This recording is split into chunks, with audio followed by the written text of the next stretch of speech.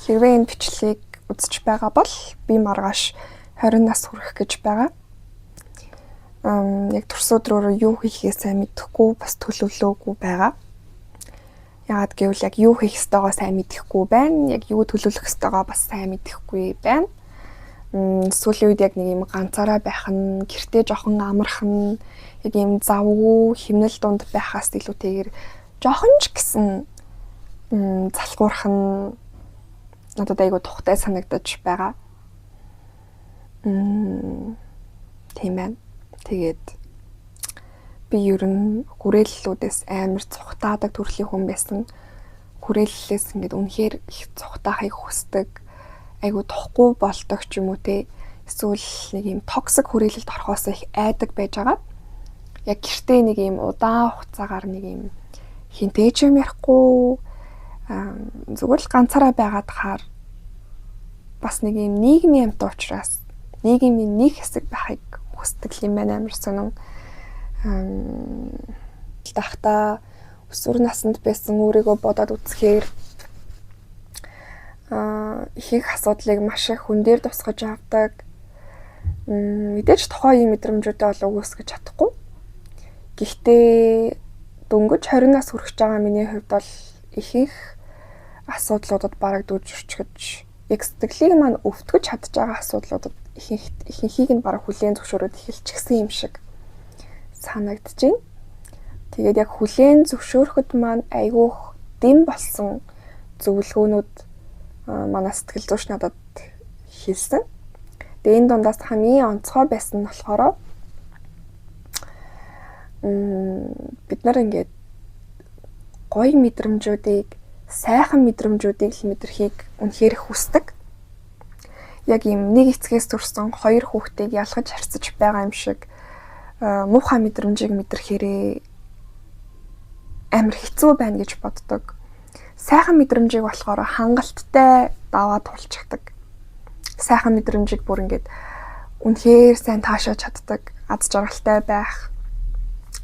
Гэтэл бүх зүйл ингээд юм тэнцвэртэй байх хэвээр. Хэрвээ сайхан мэдрэмж авсан бол муухай мэдрэмж ч гэсэн байх болно. Муухай мэдрэмж нь хэрвээ бүр ингээд доошлоод ирэх юм бол энд жоохон асуудал үүсэж байгаа гэсэн үг. Өөрийгөө татаад сайхан муухай мэдрэмжүүд нь иймэрхүү байх хэвээр байтал бид нэр болохоор зөвхөн сайхан мэдрэмжийг нь авч үлдээд муухай мэдрэмжийг огт мэдрэхийг хүсдэггүй. Тэрнтэйгээ маш их тэмцэлддэг. Гэхдээ их зүйлс яг тэмцэлтэй шийдэгдчихдэг гэсэн үг бас биш.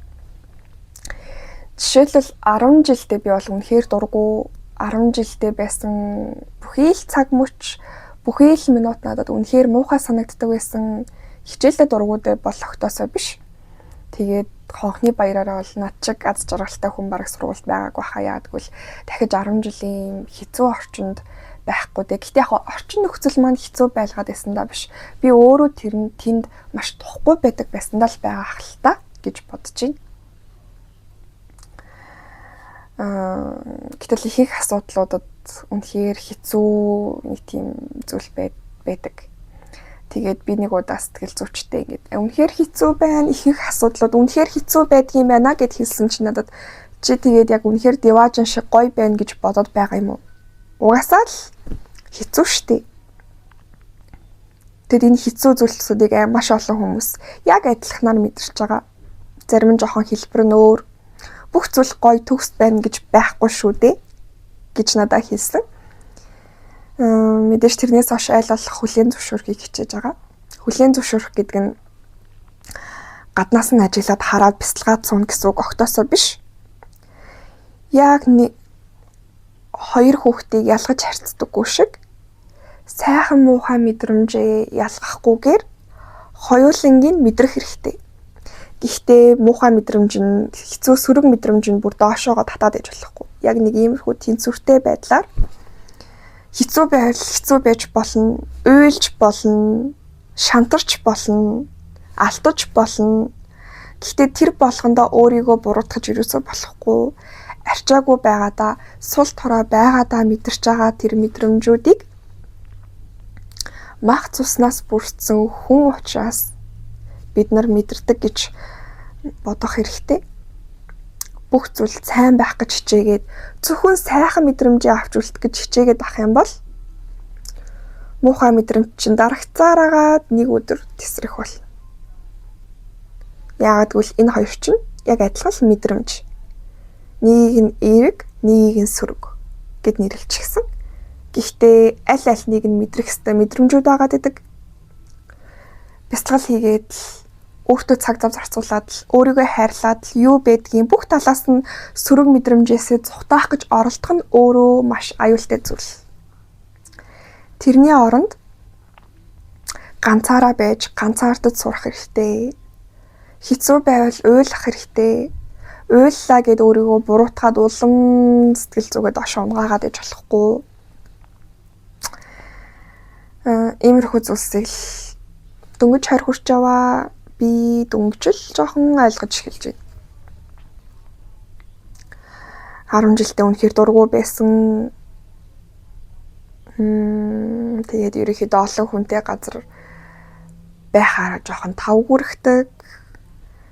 Ялангуяа сургууль, эмнэлэг ч юм уу те ийм олон хүн цугларсан газар амар тавгүй болдог. Гэтэ тэр хүрээлэл тавгүй болгоод байгаа зүйл огтосоо биш. Би зүгээр л яг тавгүй мэдрэмж мэдрээд байгаа нь л асуудал байгаад байгаа байхгүй юу? Тийм байна.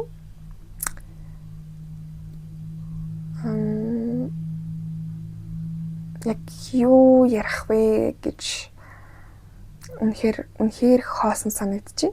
Хоосон мэдрэмжүүд байна. Хоосон гэдэг нь хэцүү сөрөг гэсэн үг биш, зүгээр л яг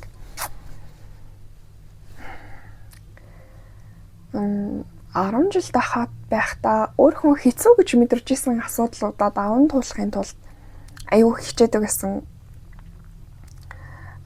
Өөрийгөө завгүй байлгах гэж хичээдэг байсан. Янз бүрийн шин юм сурахыг оролддог ч юм уу. Гэхдээ яг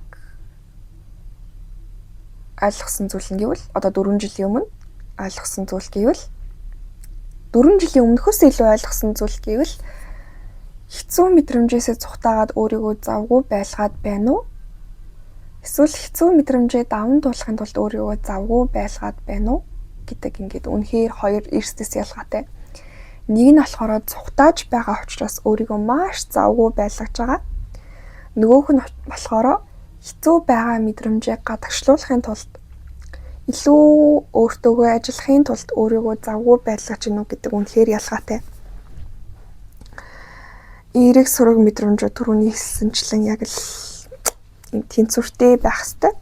Гэтэл зөвхөн эерэг мэдрэмжээ авч үлдэх гэж хичээгээд ах юм бол үнэхээр хэцүү байхаа гэж бодож байна. Үнэхээр хэцүү байхаа гэж бодож байна. Тэгээд хэцүү байсан ч гэсэн зүгээр, сайхан байсан ч гэсэн зүгээр. Яагаад гэвэл энэ хоёр хоёулаа л адилхан мэдрэмжүүд, бид нэр хүссэн хүсээгүй даван туулаад гарах ёстой мэдрэмжүүд. Бүх зүйл сайхан болно гэдэгт ээж маань намайг итгээрэй гэдэг. Тэгээд бүх зүйл сайхан болно гэхээс илүү яг юу гэж хэлмээр юм бэ? Бүх зүйлийг төгс болгох гэж хичээхээс илүү өөрийнхөө төсөөллийн хүнтэйгээ өрсөлдүүлэхээс илүү зүгээр л жоохон ч гэсэн тайвшраад өөртөө зөөлөн хандах хэрэгтэй байхаа гэж бодож байна. Яг өөртөө л зөөлөн хандахгүй бол хинч тийм сэтгэлийг гаргахгүй мэдээж хүний ээж аав гэр бүлийнх нь тийм сэтгэл гаргаж болох юм. Гэхдээ ихэнх тохиолдолд ядчил өөртөө зөөлөн хандах хэрэгтэй ах. Хэрвээ ингээд дотор хүн чинь ярьдаг бол одоо болоод өгөөч, гуйж ийн, намайг жоохон ч ихсэн аргадаж тайвшруулад өгөөч гэж хэлж байгаа бол өөртөө жоохон зөөлөн хандаад үзэх хэрэгтэй хаа гэж бодож байна. Яагаад гэвэл бид нар тийм амар төгс байх албатай биш. Өөрсдийнхөө хувьд чадах чинээгээрээ хичээдэг байхад л хангалттай хаа гэж бодож байна. Тийм байна. Тэгээд яг ингэж ярьсан чинь бас үнэхээр их тайвширдаг юм байна. Бодол маань амар цэгцрээд